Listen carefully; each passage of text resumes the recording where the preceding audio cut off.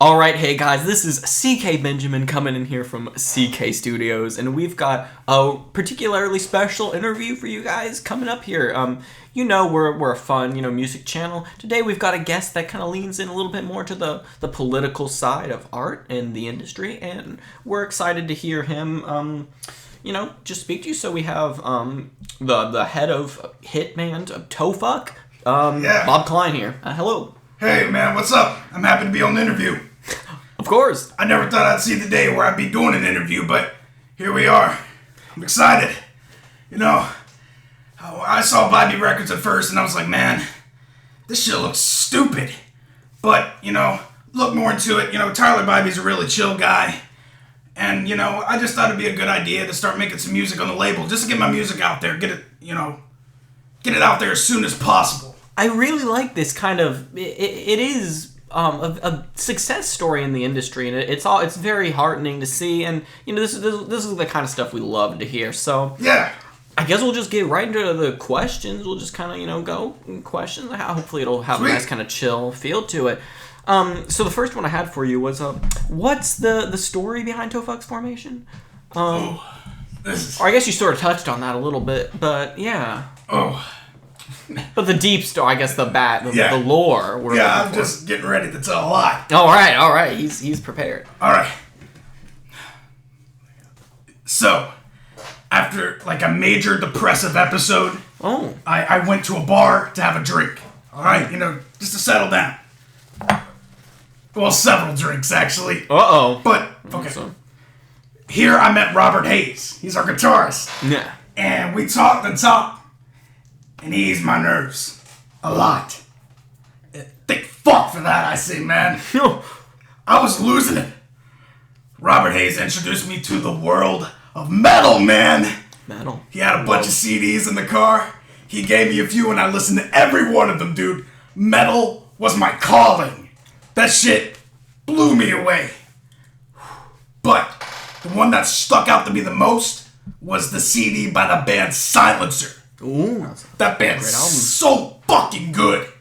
Stuck out to me a lot. That shit's intense, man. Death Pierce Me? That's what it's called? Listen. Oh, I'll listen. That's fucking incredible shit, man. Awesome. It was the album that got me interested in doing black metal music. The album. That's awesome to know. So you had a lot of inspiration, I guess, from this band. It really inspired your work. Yeah, I really wanted to start a metal band, right? Of course. So at the bar, he gave me his number on a slip of paper.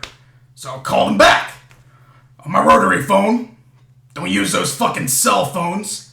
And told him, hey man, let's form a fucking band. I remember him mentioning he played guitar, right? Of course. He was already in a thrash metal band called Mislead Deceive. But he said the vocalist was a major dickwad. Ooh. And they all wanted to kick him out. I said, I'm interested in doing vocals. Perfect. You know what happened? Well, what happened? I'm enthralled. Oh, man. And this dude, he immediately hung up. Ooh. Called the vocalist, fired him, and called me back. Wow. No nonsense kind of guy. Unforgettable moment. That really gave me an idea of the kind of person Robert Hayes was. And it was that moment I knew we were going to be friends. And even though I was interested in doing black metal vocals, I did the thrash metal style vocals for the band. I mean, no shit, we did thrash metal. We just played gigs and clubs and shit doing covers. We never made any original songs. I need to mention that during these gigs, me and Robert became close friends. One day, we were discussing black metal, and I admitted I would love to be in a black metal band. Robert agreed, and he wanted to go in this direction.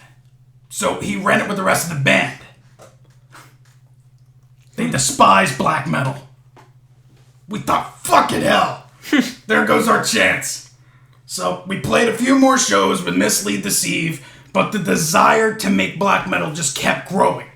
And Mislead Deceive was going nowhere. Nowhere. It was just so fucking bland. Nowhere. The rest of the band had no interest in creating original music.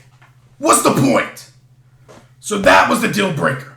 So me and Robert left and started Toefuck. Robert recruited his longtime friend Tyrone Baker to play the bass, cool guy. And Tyrone suggested his friend George Clem to play the drums. That guy's chill too. That's the story. Wow, it's a very almost a love story of sorts between you and this Robert Hayes character. It's very, I say character because he comes across as almost legendary in a way. You know, he's the stuff of legend. You know, great to hear about. So yeah, I guess we hear the backstory and everything. What we haven't heard is why the band was called Toefuck. I mean, it's a vulgar name. I guess it's eye-catching, but let's hear the details. That name was my idea. So I'm kinky in bed. Oh! And I like fucking in between women's toes. The night before the band were discussing the band name, I had hardcore sex with my now ex-girlfriend and fucked her toes. Wow. It was incredible. So, first suggestion I gave the next day was to call the band Toefuck. The rest of the band was disgusted. So they thought it was perfect. Awesome. Simple as that. That does seem like a very intelligent way of creating art. As many in this audience will know, and you know, art oftentimes has connections with, you know, the sexual, like many sexual undertones, and it's very nice that you've kind of taken, you know, subtle kind of undertones and said, no, we're just gonna go bombastic, balls to the wall, getting dick between the toes, you know, just going straight for it, and I'm liking it. I'm glad. It's very unique. It's very bold. Appreciate that, man. So we're wondering, you know, coming from there, I guess, you know, me and I'm sure my audience is, what's the process that went into creating your band's first 2 albums? We use GarageBand, and I see you're using GarageBand to record the audio too. Yeah. I mean, it's the only program we have available at Bybi Records at the moment, you know. So, but we liked how the GarageBand instruments sounded. So we played our instruments into an interface, and essentially the notes were transferred to GarageBand's instruments. I don't know how that was done. I didn't produce all of it. Robert did that part of the production, but I did adjust the mixing and such. We just liked the sound. It worked. For the first album, we had no lyrics. It was improvised. On the second album, I wrote most of the lyrics in one sitting. However, Robert wrote lyrics for a couple tracks. I think you spend more time on those. Awesome. Well, that's good to hear. Yeah, I always love to hear the origin story of those, you know, those early, really defining albums. Yeah. So now this question's a little bit more, you know, a little bit more cultural. And maybe a little bit more relevant to some other artists that viewers of this channel might be familiar with. What made the band decide to have Lil Glock on the song "Shiver in Fear"? Oh yeah, he recently got Little Glock on the Block out on YouTube. I enjoyed that album. But yeah, we met Little Glock at Bybi Records, and we clicked. Awesome. We clicked. He has an open mind when it comes to music, and I fucking respect that shit, you know? Me and Robert are friends with him. So, when we made the instrumental for Shiver in Fear, Little Glock was there. And he suggested that this would be a great track to rap on, because it's one of the more, you know, repetitive songs on the album. We went for that on the track purposefully. And so we agreed that we give him a shot at it. And he improvised it in one take. Wow. And it really added the charm to the song, we thought.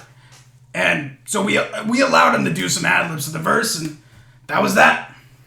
Yeah, so Lil Glock, someone I think, you know, members of my community probably want to keep an eye on. There's some real potential there. You know, we're looking forward to the future. So, I guess coming from, you know, stepping back a little bit, what is your favorite track from Toefuck, and why? My favorite track from Toefuck? Tough question.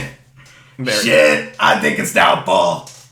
Ooh. That riff by Robert slams. But, most importantly, the lyrics are important. They need to be heard. We are witnessing the downfall of America. But this country has been dog shit from day one. Okay, I'm gonna cut in here. It's no surprise. So, just a fair reminder to audience, what the things that the guests say, any opinions they may express. While we welcome all sorts of discourse and opinions, I would like it to, just everyone thinks for themselves. We're big on that. We're big on open-mindedness here. Despite popular belief, let me just add this: every U.S. president is a terrible person. They're not heroes. They don't care about you. Hell. Everyone in government is evil. Government works for themselves, not the people. Conservatives are so fucking blindly loving of the U.S. that they just want to conserve all the fucking flaws. Any conservative listening? First off, fuck you. Secondly, wake the fuck up. Liberals too, wake the fuck up. Anarchy is the way. Okay, well, we would like to remind our audience that these are just, political ideas being expressed by Bob Kline over here. Mm-hmm. Good old, political ideas. Anyone can come to their own conclusions and whatnot. And they'll see it's the truth. Okay, well, it certainly is his truth. All right.